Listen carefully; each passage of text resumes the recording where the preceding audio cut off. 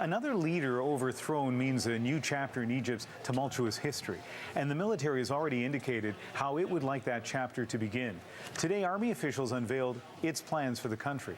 That includes suspending the constitution. It was done by the head of Egypt's armed forces.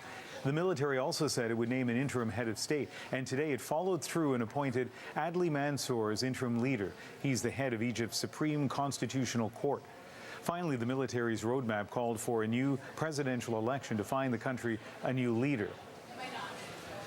Paul Sedra is a professor of modern Egyptian history at Vancouver's Simon Fraser University. He's in Toronto right now and joins us from our Toronto newsroom.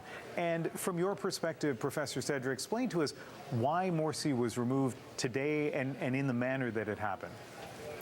Well, Ian, typically we would view a coup as an anti-democratic maneuver, of course.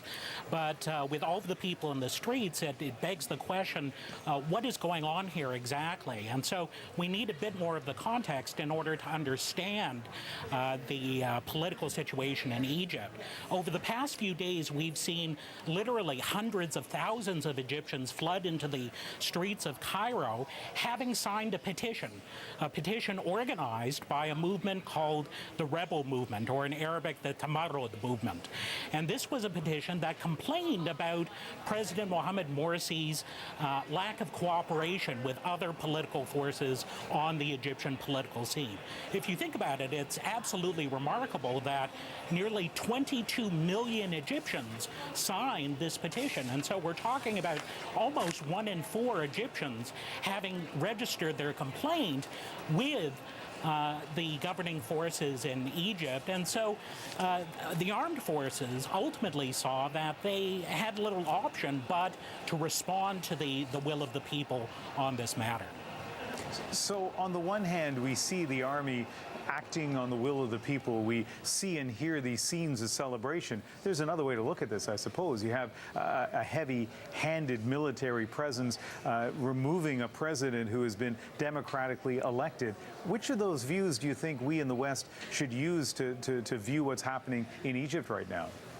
Well, I think, of course, there is a great deal of talk in Western media about a coup, and I think it's justified. I mean, what we saw today was brought about by a military maneuver.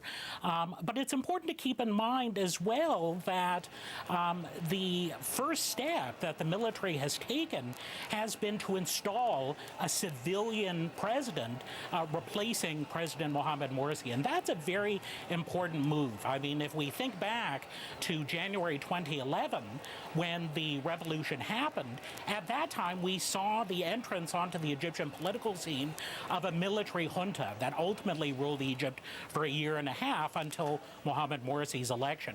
We did not see that military junta return to power today, and I think that's a very important step on the part of the military. And briefly, Professor Sedra, stability over the next few hours or few days, do you think that Egypt is going to be stable through this sudden transition? Well, Ian, your guess is as good as mine, to be honest, because what really will count in the next few hours and days is what the forces of the Muslim Brotherhood ultimately decide to do. The Muslim Brotherhood is the group from which Mohamed Morsi ultimately attained power.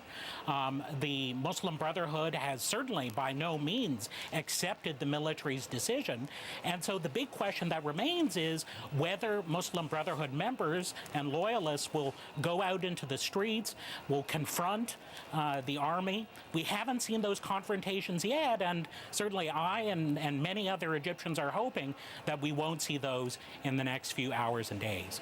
Professor Paul Sedra, an expert on Egyptian history and politics, and stand by. We'll come back to you again later in the hour to talk about the political crisis in Egypt and its likely impact around the world.